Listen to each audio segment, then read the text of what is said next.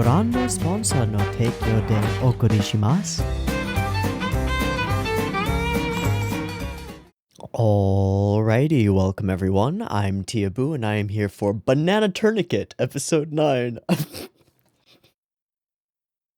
Alright, I need a second.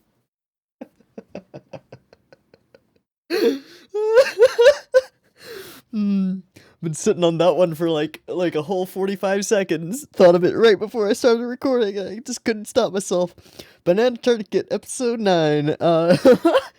Okay, this is gonna be a short intro situation. Last week's episode was pretty simple. It dealt with haha, Fat Burb is fat, and then Fat Burb got muscly, and that was basically the whole episode. Obviously, there was a lot of really good humor in between, and it was a super funny episode, and a joy of just good comedy and stuff.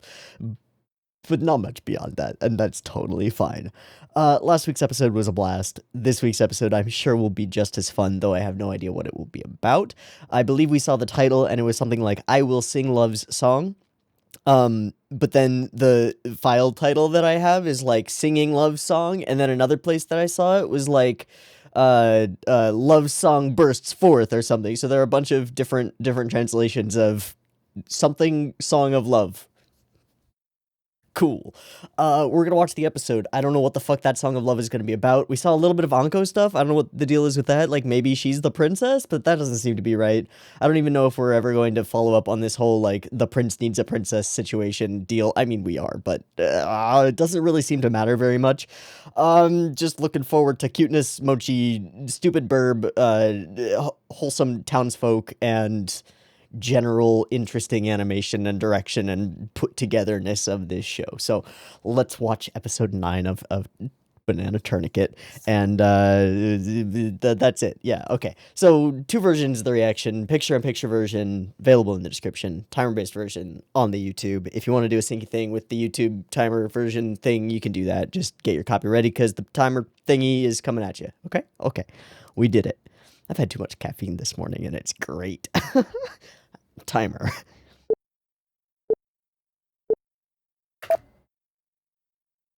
Hello, Sky.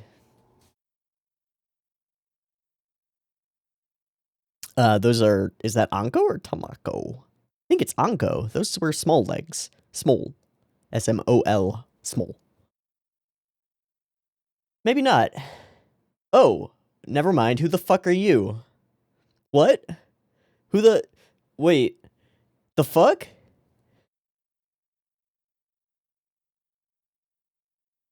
Oh shit, this is the deep past. That's Mom. Oh fucking shit. Fuck. God. Fuckity. What? Who?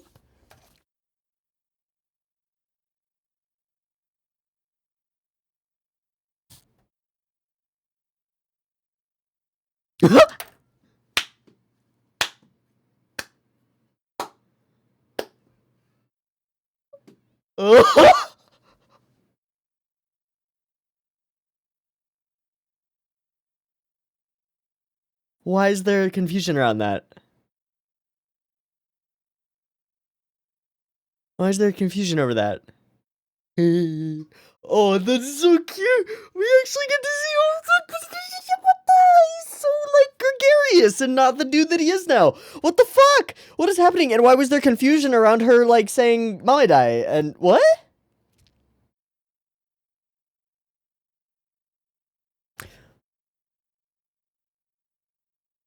Love's song.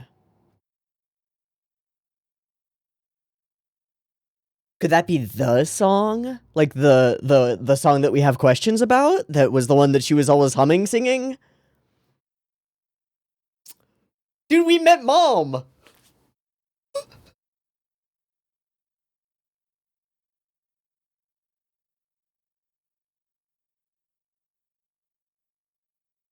Did I turn the volume down accidentally? No, I didn't. Okay.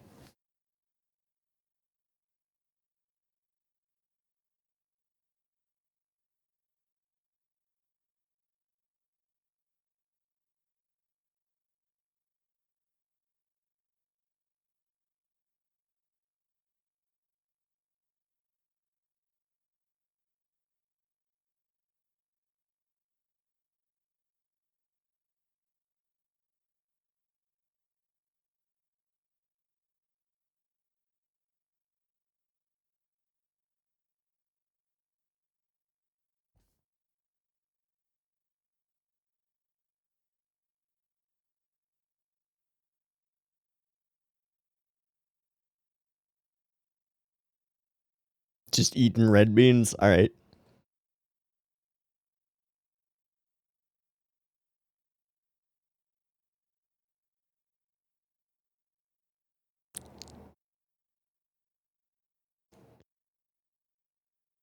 There's a reason for it, though. Yeah, more than you know. Huh? Hey? Are those their names? Because the whole family has mochi names. Is his name Mamadai? And grandpa is Fuku? No.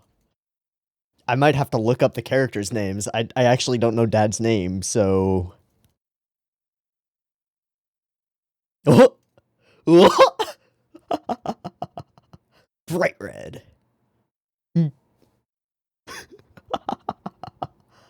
Hi, Uncle. Ow. What do you mean? They're all the same. Which friend?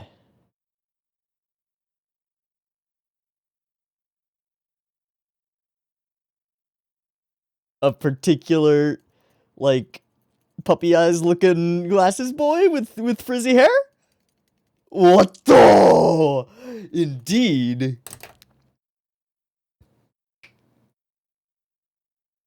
I love the flow of this sort of familial all working together sequence. This is really nice. Whoa, shit. That was a flash from the past.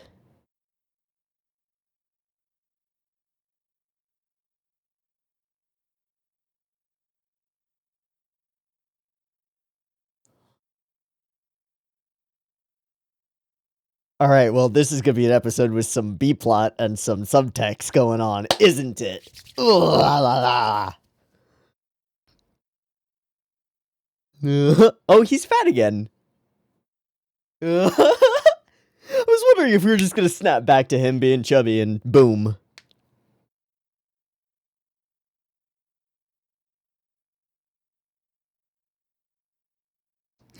What kind of character? Oh my god. Oh. Oh. That's why we should do it. Yeah. That is exactly what it is. Just with a mochi shaped face, which they already have.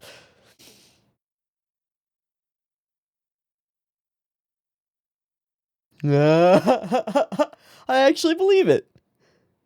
What was that?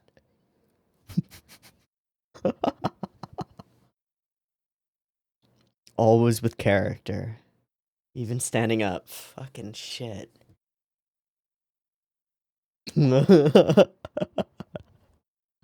Absolutely.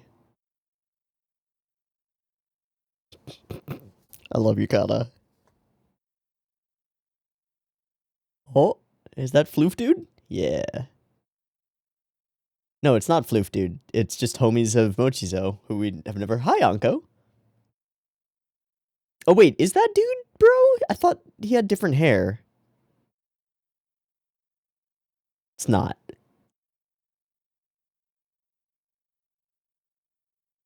Yo.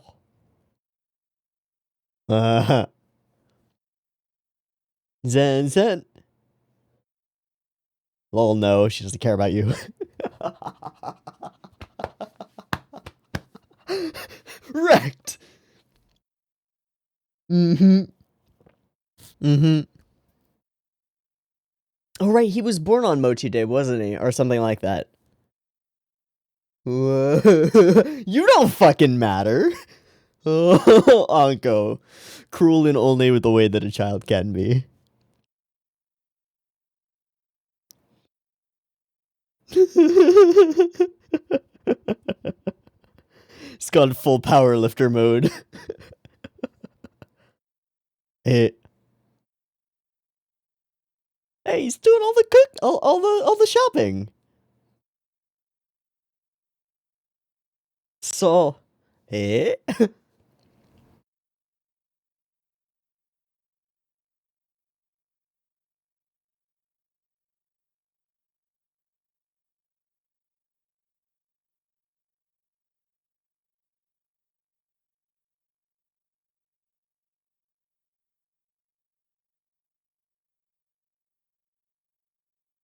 That's a really tiny desk.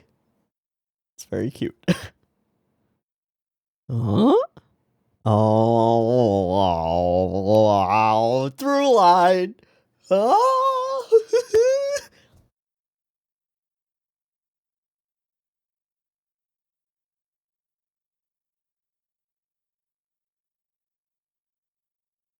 Go work out.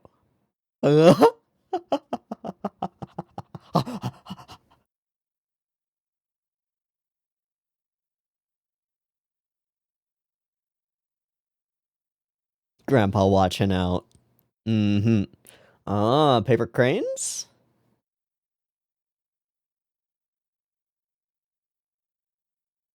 And another? Nope. Oh, there it is.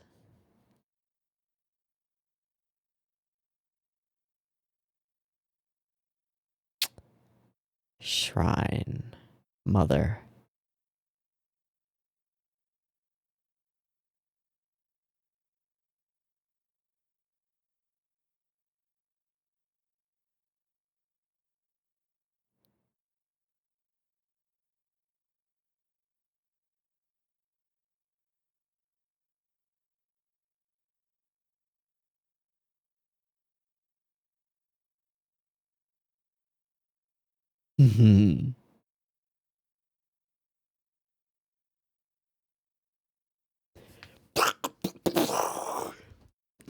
Brain explosion. Do you put the poof?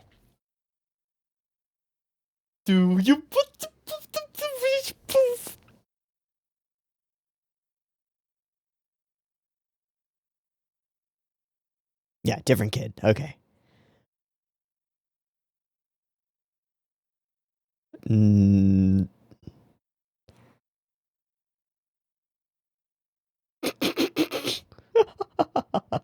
Murdered with a paper crane. Not a chicken, but yeah.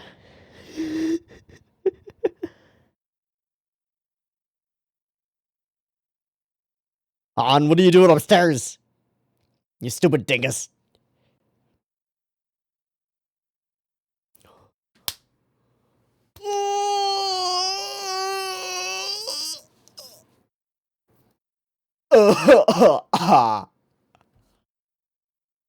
Oh.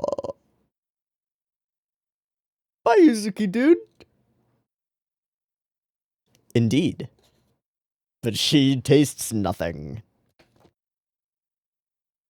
Yeah. Yeah, now you're regretting it a little bit. Fucking stupid. Ugh.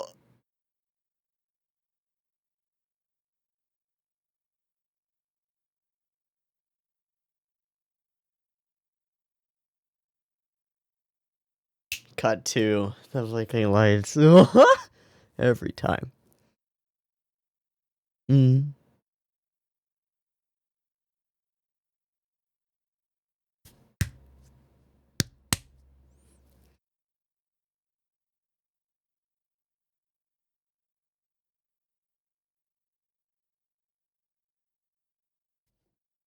Talking to the phone, you dingus.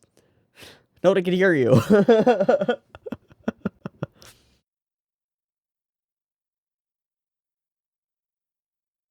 I'm just here to pry into your personal business. No, this should be good.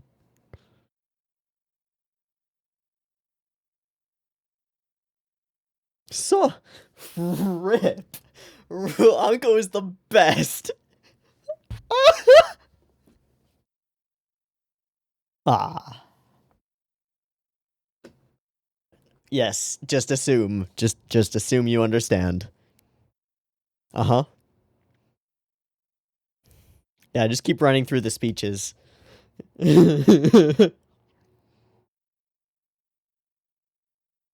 Baka.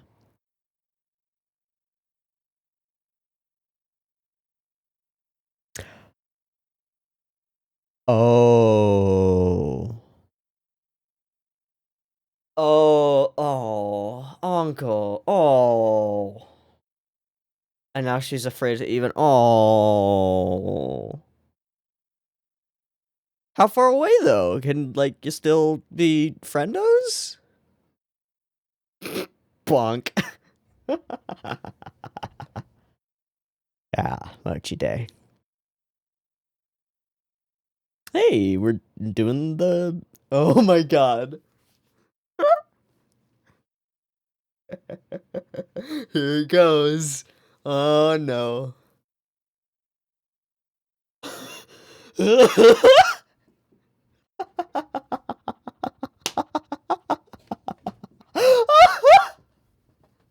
Wrong place.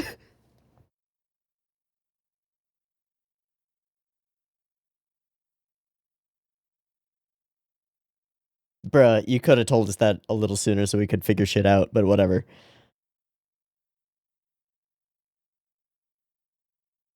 Mm.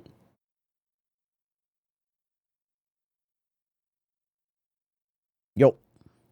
That is a dope outfit, Midori. It's just a dope outfit. What are you doing? Oh, I see. Yoisho. Time ticks away.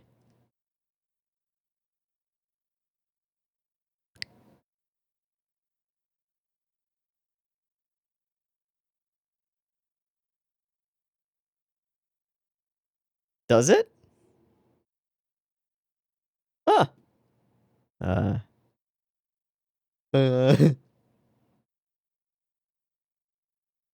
Oh. That's so cute.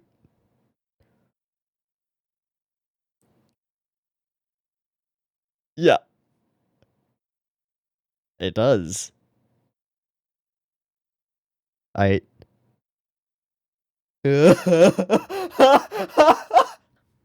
Ah.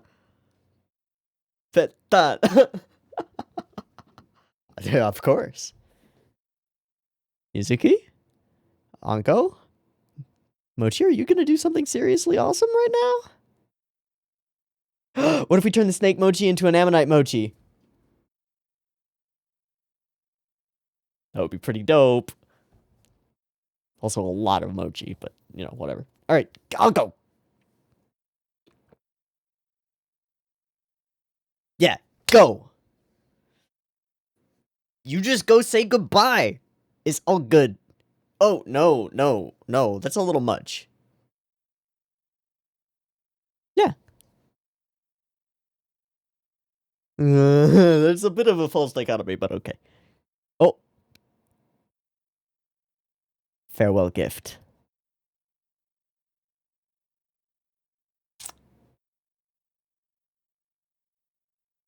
Ah. Tamako. Ah. Mm-hmm. Mm-hmm. This is an important mission. You have to deliver it for the family. Has nothing to do with you yourself. Just gives her an excuse. Fuck yes, Tamako. I mean, yeah.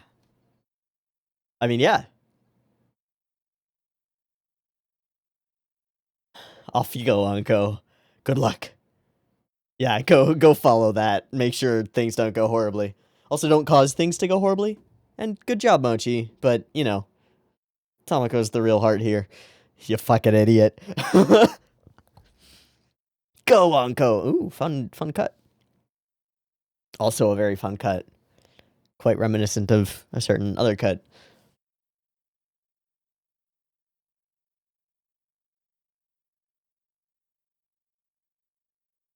I really like this track with just the piano. Like, Daijoubu.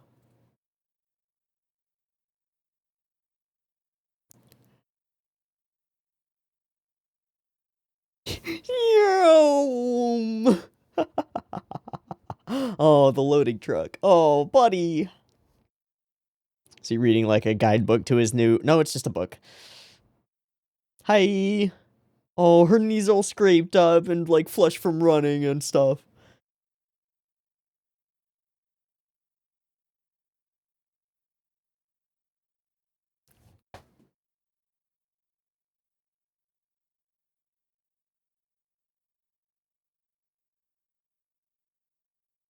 Get the fuck off my hands. Yeah, there we go.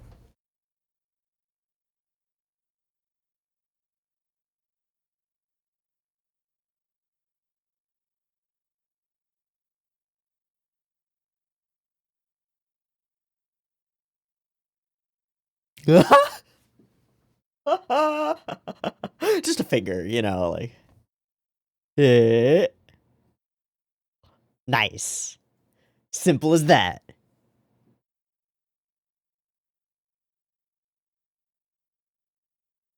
Hey, so we will see each other in the future, you think?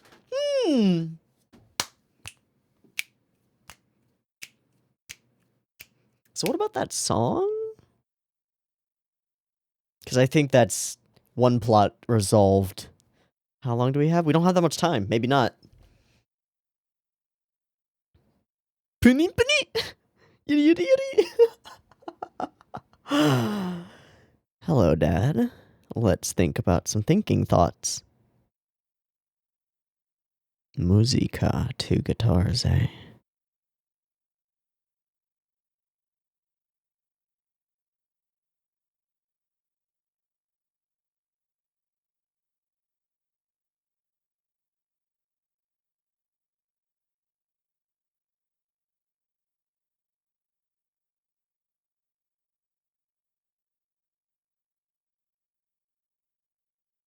It is the song.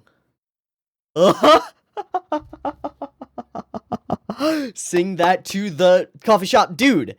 Yeah.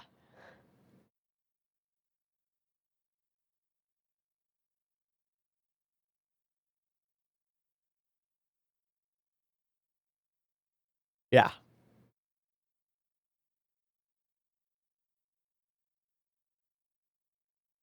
It is his name.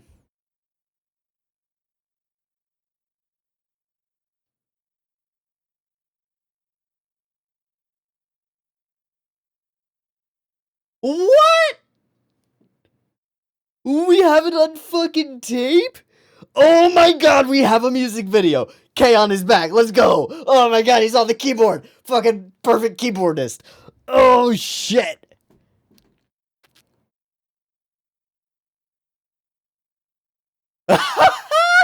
Dare the projector.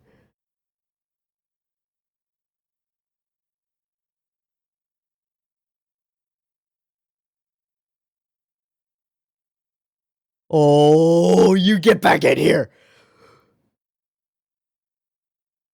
Buddy. Because now for him it symbolizes his lost love and oh my god. Of course.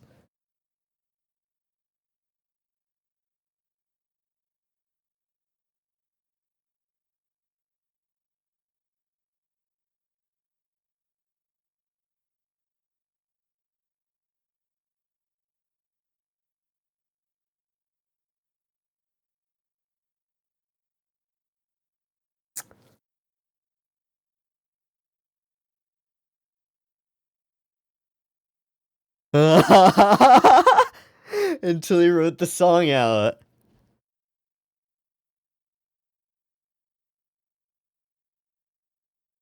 That's the song that won her heart.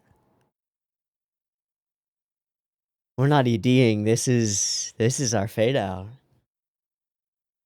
Freshly pounded mochi. Oh, bling.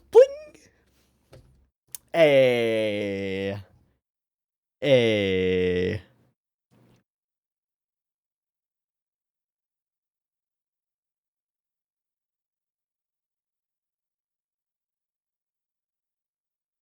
The Notebook. Dynamite beans.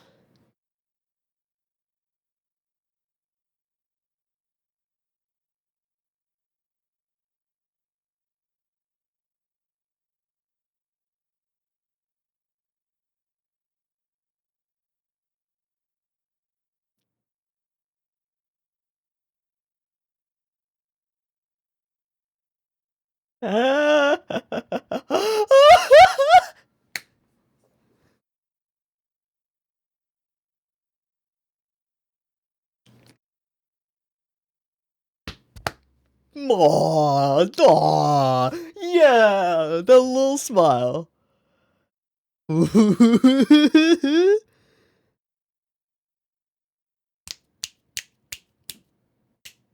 Yeah.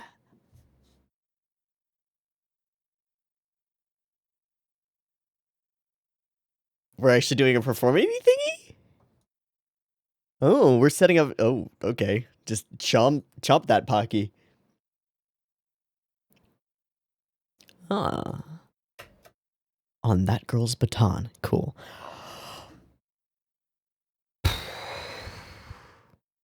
Man, that was too good. That episode was too good. I am at that point where I've watched something that's too good for me to convey how good I think it is, and that's really difficult. To put this into perspective, like, this isn't something to be proud of, but I've never cried on camera exactly. This brought me as close as I've ever come. That ending sequence was really solid. I'm really curious who was in charge of this episode. I wouldn't be surprised if Yamada took the reins on it herself, and chose to episode direct it herself. But I also, there are a number of people on KyoAni staff who could have done the structuring and like putting together of this. But there's like a solid hand of Yamada in this one. It's really nice. Oh, this flows so well. It flows so well. We resolve the B plot by the 3/4 point. Well, I mean, they're intertwined plots. It doesn't matter. This is such a good episode.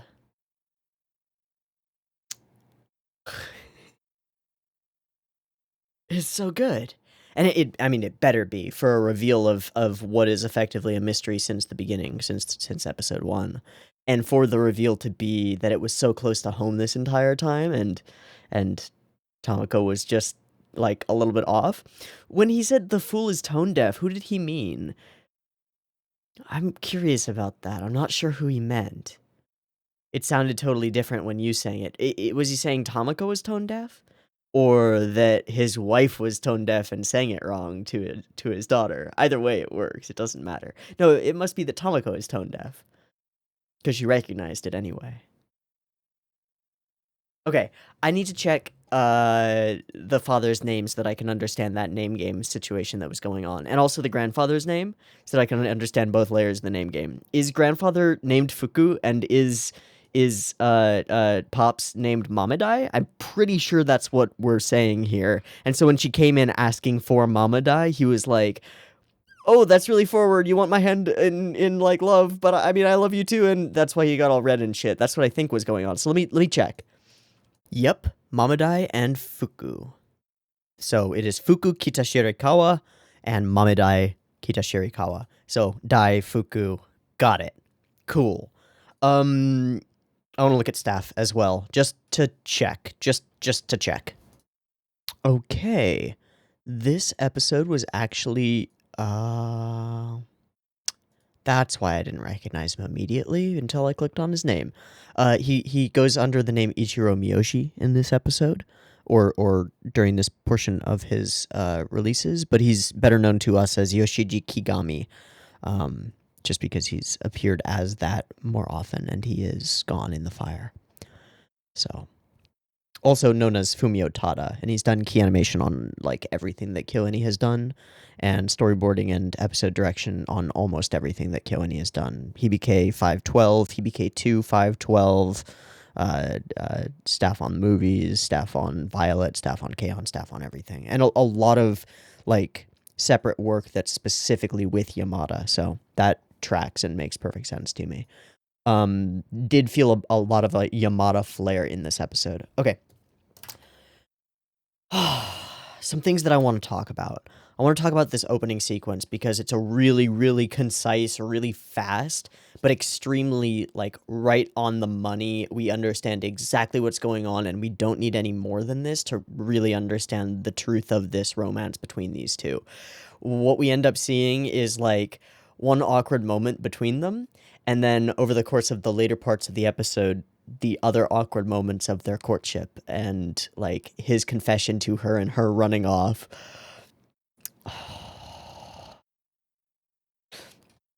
How Oh my god, how she walks the streets just like Tamako does now, but differently. The parasol that she carries, that she's obviously a prim and proper lady, sort of like young lady, and that this sort of, I mean, comparatively grubby mochi shop son dude puts his all into winning her heart and like is truly in love with her is so obvious to us, right? Is so obvious. He looks up and he's young and she's beautiful and yeah, Mamedai is what I want and bam, misunderstanding. I'm a big fan of Mamedai. Oh wow, I didn't really expect this. That was really forward. Yeah. Amazing. And then she goes just stark with the big eyes and stuff. Oh, I love it. I love it so much. Oh.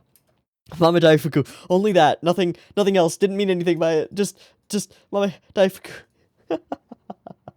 It's pretty perfect. Oh man. Overthinking and misunderstanding. And of course, that comes back to bite Anko in this episode as it bites all young loves, right? Aww. Aw, but it's so real and so heartwarming, and it's just like not even a minute and a half, and we understand all of it, right? A genuine, true love story, and that's what colors the rest of the episode. We see Mamadai on Mochi Day dealing with his like long lost but not forgotten grief, right? So we touch on the song. He's eating red beans. Yada yada. And then we get Anko in and she's just like so nervous about this whole situation and about Yuzuki leaving and all that jazz. And a woman walks by who is the spitting image, and of course he immediately looks up. So many little things in this episode like that. Or like the reveal of the flower, right? Like I think it's every episode that she has gone through her shopping run, right? And even this episode where Dara is doing the whole shopping run for her, she still goes to the flower shop and buys a single flower, right? And he's or they, the flower shop owner, is ready for her, right? With a flower for that purpose. She goes every day. She gets a new flower and she puts it on the little shrine to her mom. Things that we didn't know had meaning until they are given that meaning a little bit later. Oh, it's so good. And he sings that song, and it is that song. Oh. Now, Dara's found a happy balance between a chubster, but also being fit enough to fly around and, you know, doing things without complaint when ordered to, which is pretty great. The little rivalry between them and the across the street mochi shop is wonderful all the way through, from the, what the fuck, they just made Terabozu, which are little simple, like, warding away things. For weather, I believe. And then the mochi pounding situation is really fun, too. It's real good. Okay, so this whole situation is great. Midori sort of getting a big head because she's the leader of the baton twirling people, I think, is super fun. Also, I didn't realize how twinsies those two were, but they're super twinsies, and I quite love the cut when she, like, runs over. Like, what are you talking about?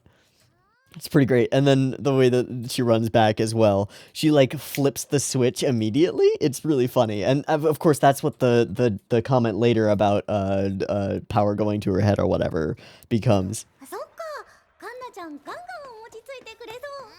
Right, this and then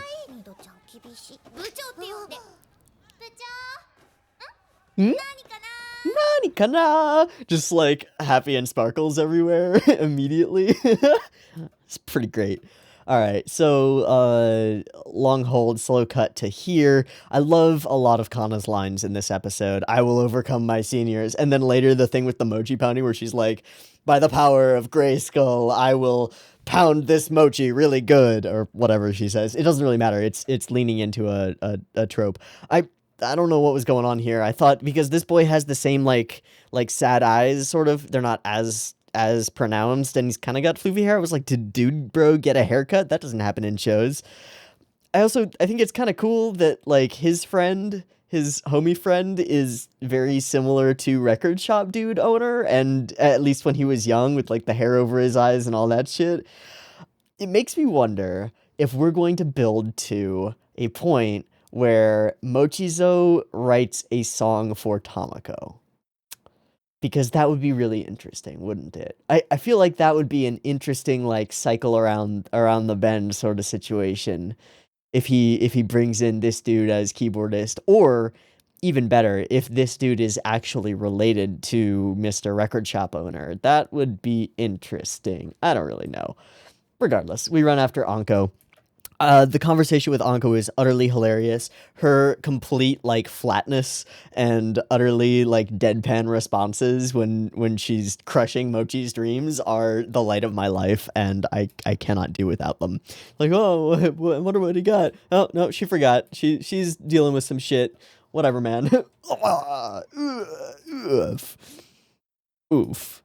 I'm not upset over you. God, I got my own shit to deal with. All right, so moving around, lots of cute things, yada yada. High insight and perception from grandfather, I quite like. I think is wonderful. Just sitting there at the front of the shop watching his granddaughters come in and just being like, we should probably do something about that. Anko seems off her game. Gonna plant some seeds of future dealings that will resolve this in their own time eventually. It's pretty great. And then she pulls out the ammonite and it's so cute. And I just have to say, like, this moment is so right. Ah! Yes, so perfect. And yeah, the flower and yada yada and that, and then the cranes, and then using the cranes as a weapon eventually. I really like this sequence with the little flash cuts. I don't know what to call these. They remind me quite a bit of the portion of the opening at the end where we go this da da da da da da,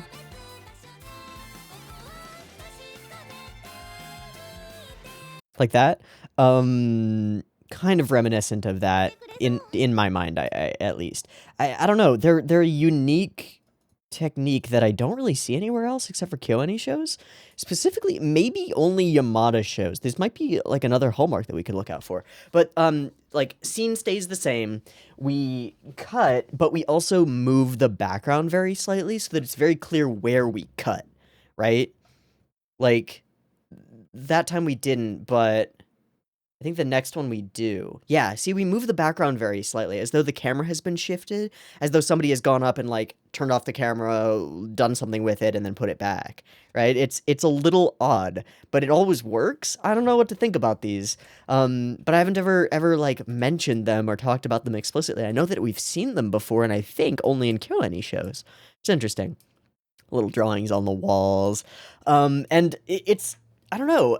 I don't feel like I was completely aware that they lived in the same room separated by a cloth, because I knew that they had separate windows. I didn't realize that they lived in the same room. Maybe we've already seen this and I've just forgotten, but I didn't quite remember. It puts things into perspective a little bit that they're, you know, sharing the upstairs of the mochi shop, right? It's a small house, small house for not a very tiny family, you know? I mean, not a large family, 2 children. But still. Okay. And then, yeah, the whole, someone is in classes here. Why do you have to yell so loud?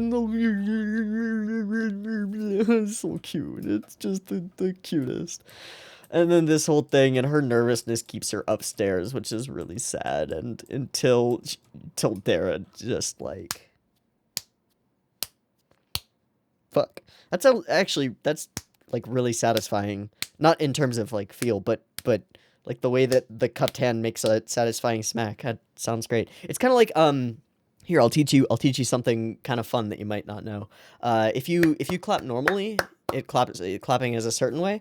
If you clap like this, your fingers splayed and, like, your hands fully stretched out, the way your palms collide creates a little pocket of air that then bursts, and it creates a much louder clap. kind of interesting. Just try it. I mean, if you're not gonna wake your family or your neighbors or whatever, it's interesting. You can clap much louder with your fingers splayed and your palms pulled back than you ever can any other way. It's neat, and I've never seen anybody else do it. So now you know the secret of the loud clapping. Have fun at anywhere that people are clapping, knowing that your claps are louder. It's not very useful. But hey, whatever. Useless talents are sort of my forte. One of them. One of them. Talking for long stretches about silly anime is another one. I'm real good at that, it seems. All right, so cuteness and the cuts here are really fun. So flashing lights to flashing lights, right? They don't quite match exactly in frame, but that's not the point. But our attention is drawn to the flashing lights, and then to the flashing lights, and then to the soaring of this thing. It's really neat. Oh, there was another really good sound effect situation earlier where we had like a plane going by sound when Dara does like a... Oh no, that's later in the episode when Anko is running. We'll get there. Dara plane going by sound while we do this like sweeping shot of Dara spinning, like moving around a corner. We'll see that later. Anyway. Some other stuff. Trying to figure out what Anko's problems are and completely failing and totally assuming everything. Oh, men. I know the feel. Being an idiot. Yep. So, mochi pounding is fun. I think the highlight of the mochi pounding is obviously Kana.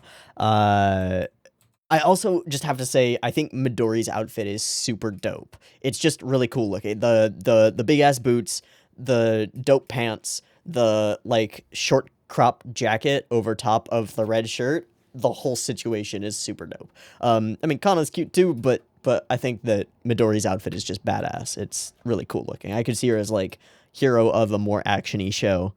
Totally down for that. Anyway, we move along. Choi doing her little dancey thing is, I mean, obviously this is pure Savisu, and I have no problems with it at all. This is wonderful. Yeah, I agree with you completely, Shiori. And then the snake mochi is crazy, and it's the delivery that sells this, I think.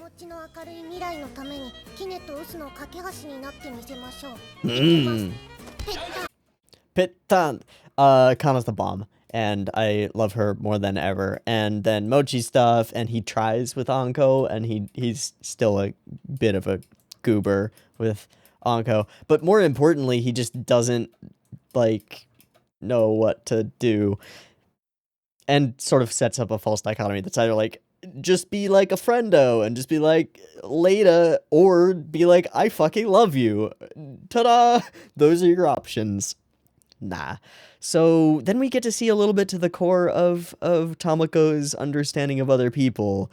And this is really interesting to me because it's a little bit sneakier than we thought that Tamako was, isn't it? It's just a smidgen more conniving than we thought of the rather innocent Tamako up till this point, right? At least that's how it strikes me. It's like, oh, she understands a little more of what's going on than she lets on. Because the picture that we've gotten of Tamako is completely oblivious, especially to matters of romance. And yet, in this episode, she finds out the secret of her parents' romance and, like, gives Anko precisely the excuse that she needs to be able to go and talk to Yuzuki without feeling like she's the one initiating or she's overstepping or feeling terribly nervous about it, because she's essentially been ordered on like a family errand. So it's not about seeing him, it's about delivering the fresh mochi that are from her family, right? It's a pretty brilliant little maneuver from Tamako that's informed by her understanding of the situation and her understanding of her sister. It's a little bit more than we would have expected from her, I think. And I think that's pretty interesting and pretty great. Regardless, it works really well. Gives her the order effectively. Please, do this for me. It's a favor. It's not for you. And she has to confirm all of those things over again, right? Like, it's delicious. He'll be happy? right? This is okay? It's like, yes, go. Go, Anko, go. Aw. And then it's like, Mochi, good try, buddy. Nice work. And he's, yeah. Yeah. Okay, so, pair of cool sweeping cuts. This one, highly reminiscent of a particular cut in Hibike Euphonium, where a particular girl runs along a particular bridge, and we do a sweeping shot with a really detailed background. It's pretty familiar, isn't it? And it is. It's quite similar. And the struggle of love, right? It's like a metaphor. Somebody left a metaphor lying on the ground. Don't step in it. Oh God. Yeah, it's great. And she scrapes up her knees and she's getting all like, oh, maybe it's not a good idea. And then Dara shows up and VLC crashes because that's what happens.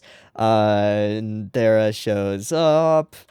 And I do want to hear the sound effect for the Dara cut as he swoops by, which is right here, I believe.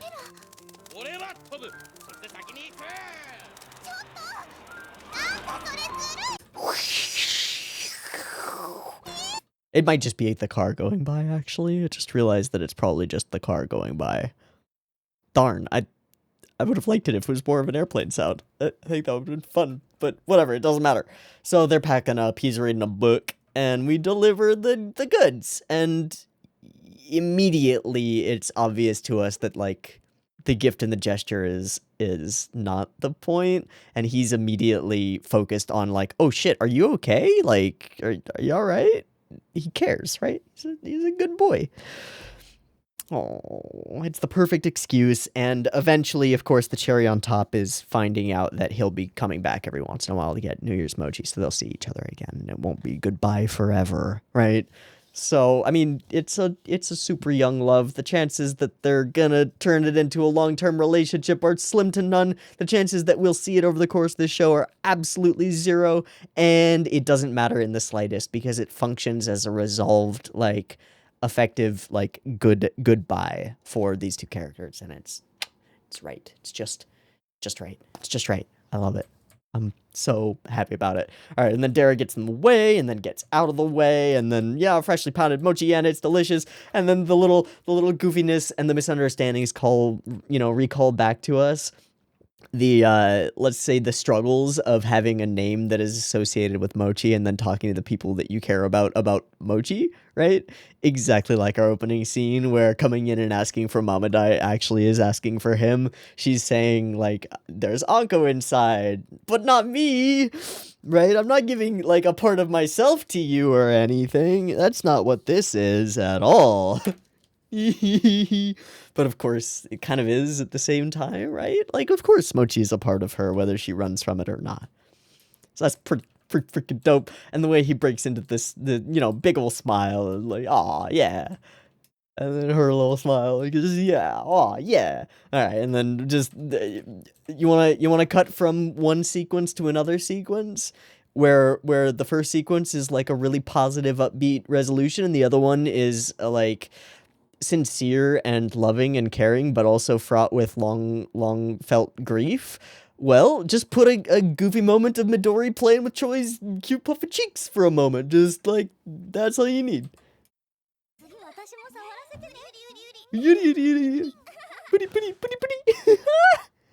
Fucking great. Okay, guitars and singing and hearing and shock and song and Anko and shock and bursting into the door. Holy shit, we need that song. Give me everything. His reactions to the whole situation as he, like, flips the fuck out and is genuinely terrified is wonderful. I love the way that everyone sort of converges to discover the truth behind this mystery and that whole situation, right? It's pretty great. Melody was quite different. Right. The fool's tone. Okay. Okay. I think it means that Tamako is tone deaf, but I'm not sure. Wrote that song for Hinako-chan. Boom! Secret revealed. And not only do we have that, but we have history. We have a recording. We have the truth. Dad wrote the song? Oh. and dynamite beans. When I wrote down like a couple of notes for this episode, one of the notes that I wrote down was diegetic insert song with embedded meaning, because that's exactly what this function says, and it's pretty unique in non-music related shows to have something like this. You get it in shows like Symphogear because they're music related. You get it in shows like Review Starlight because they're music related. You get it even in shows like K-On!, but you don't get it in shows like K-On!, except that you do, because some of the K-On! Songs are about the stuff that they do in the show, sort of. Like, you know, Fua Fua Time is kind of like, it's about their time that they spend together being goofy. But, like, diegetic insert songs you see all over the place. Diegetic meaning that it's part of the show and is actually occurring within the show. But the embedded meaning within it, like, that this is a song that means something within the course of the show that has relevance to both narratives within this episode. The narrative toward Anko and the narrative toward Mawadai and Hinako, like, both fit with this song of love and longing and yearning that is more than that, and also is the love song that he clearly like used to express his feelings to her, right? So we find that out all ourselves, and he goes back, and then we flash as we play the song through pivotal moments, seeing her, the entire world fading away as he just gets lost in even the corner of her eye, right? That's what this cut reads as to me, just like everything zooms in and fades away. The smile in the eye. And he's gone. He's lost, right? With his old friend sitting next to him. The joy of running home with a newly minted love. The moment of confession and her flight. And also the grandma in the background who knows exactly what's happening. Aww. Aww. Also, I just have to note this as a random thing. I mean, maybe it fits into the whole Yamada legs situation, but the way that characters run in this show is so much fun, especially the girls. We talked about the Midori scene when she like runs up and then runs back, which is goofy and ultra character filled. There's another one where when Tamako, I think it's right here actually, when she runs up the stairs, her feet are going to the side, kind of the way that nobody's do, but it works perfectly and it looks super cute. I don't know, it's just really great. But onward, and the flashing through the memories and listening to and watching the tape is so wonderful. And then the sequence as he's struggling and scratching out his lyrics again and again and writing them out and looking at what? A picture of her? Yeah. And okay, it's a picture with a greenish background and her in her school uniform. Which is to say that it's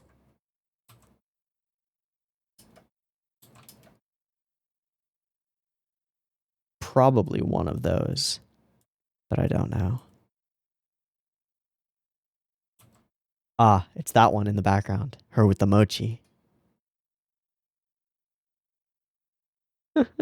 Oh, and him pushing the camera away while he's got his confession letter. Just like, no, no, no, no, no. Ah. And him serenading her one-on-one while the rest of the band of the Dynamite Beans just looks on.